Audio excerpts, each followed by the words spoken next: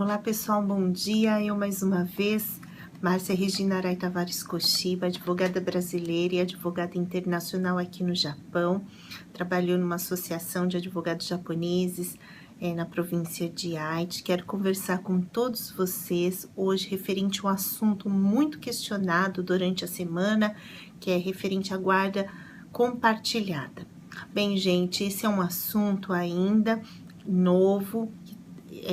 A gente depende de alguns posicionamentos ainda dos juízes que nós não temos, né? Por quê? Porque a questão da guarda compartilhada, ela já existia, só que a lei, ela existia para os casais que se davam bem, tinham uma boa relação e já tinha uma regra estabelecida entre eles e que já determinava, então, a guarda compartilhada, que se compartilha os cuidados do menor, dos filhos menores, né? Então, nesse caso, como a lei foi alterada, então houve aí uma mudança que eu acredito que foi um avanço na área de direito de família, né? Porquanto os casais que estão brigando pela guarda, então, como se o juiz traduzisse assim, teria que julgar. Então, os dois estão brigando pela guarda, então não vai ficar nem com um nem com o outro, os dois têm que cuidar, vai ficar com os dois a guarda. Ou seja, mais ou menos traduzindo, não deu certo como marido e mulher, mas vai ter que dar certo como pai e mãe. Então, os cuidados dos filhos vai ter que repartir os cuidados entre os dois. Por quê? Isso é muito importante para a criança, ela ter esse acompanhamento pelos pais, né? O pai e a mãe em conjunto decidir questões importantes da vida do filho, né? Tá participando da vida dessa criança. Isso é rico, é muito importante para o filho, né? Para essa criança crescer mais seguro, enfim.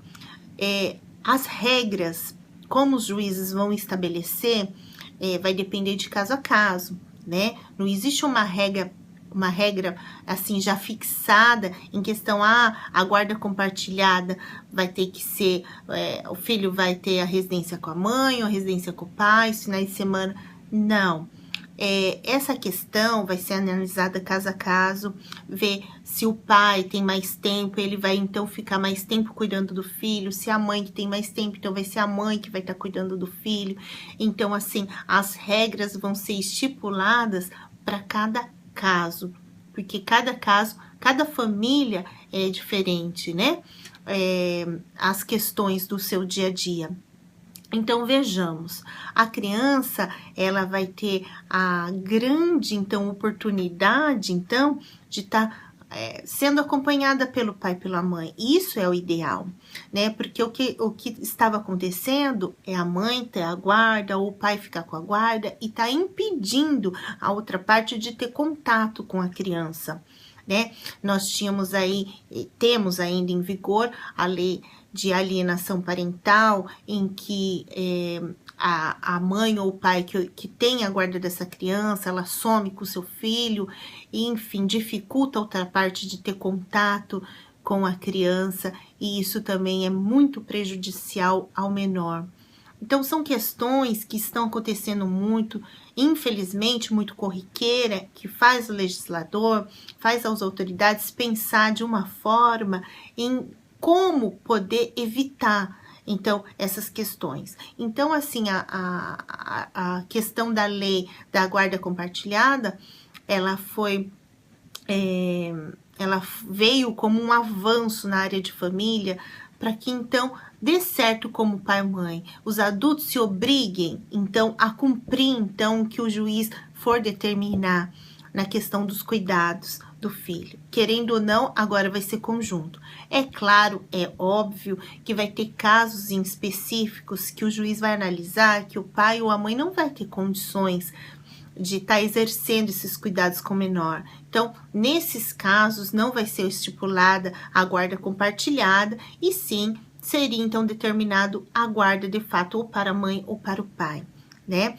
Ou em casos em que a outra parte não quer exercer a guarda, então vai querer, então, opta em deixar a guarda ou só para a mãe ou só para o pai, né? Mas em regra, em modo geral, isso foi muito bom, um avanço muito grande para as questões em que os pais separados, né, ambos possam participar da vida do filho. Isso foi muito importante para a criança, para o menor, ter o contato com o pai, ter o contato com a mãe. As regras ainda são novas, né? Vai ter que ter um estudo de caso a caso, não há uma regra geral, né? Na questão de como vai ser de fato a aplicabilidade de caso a caso. Então, vai ter que estudar o perfil de cada família, como vem exercendo os dia a dia dessa criança, quem está cuidando, enfim, é uma questão que, assim, eu alerto a todos os pais, né, a todas as mães que estão vendo esse vídeo, que pense um pouco, né, o filho, na verdade, não é uma posse, né, o filho, na verdade, é uma missão, né, uma missão de pai e de mãe, né? Eu sempre tenho dito que o amor é um grande laço que une a família, né? Um filho, o amor por um filho é uma ligação assim para a eternidade. Então, eu convido a todos os pais, né, que cuidem dos seus filhos, deixem exemplos bons, porque não é só uma responsabilidade material de dar o sustento, de dar a comida, a vestimenta para o filho, não é isso. É o cuidado, deixar exemplos afetivos para o filho. Isso é muito importante, né? Eu vejo que os adultos ficam presos a pequenas coisas, quanto na verdade o que fica são os exemplos, né? Por favor, pais, mães, cuidem dos seus filhos com mais responsabilidade, deixem exemplos, né? Deixem as diferenças de lado. A nossa missão como pai, como mãe, foi deixada por Deus e nós temos que cumprir a nossa missão de pai e de mãe. Então, assim, eu deixo esse vídeo para todos vocês, né?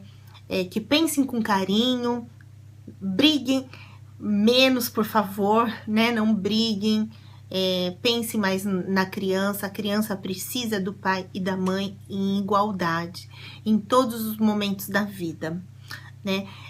A lei veio sim para favorecer a criança, né? Não veio para favorecer o adulto, mas veio para favorecer a criança. Isso é um grande avanço, né? Mas ainda, por mais que exista a lei, o bom senso dos pais é o que sempre vai prevalecer. Eu desejo a todos vocês que tenham um ótimo final de semana, uma semana muito abençoada por Deus. Fiquem com Deus. Até a próxima.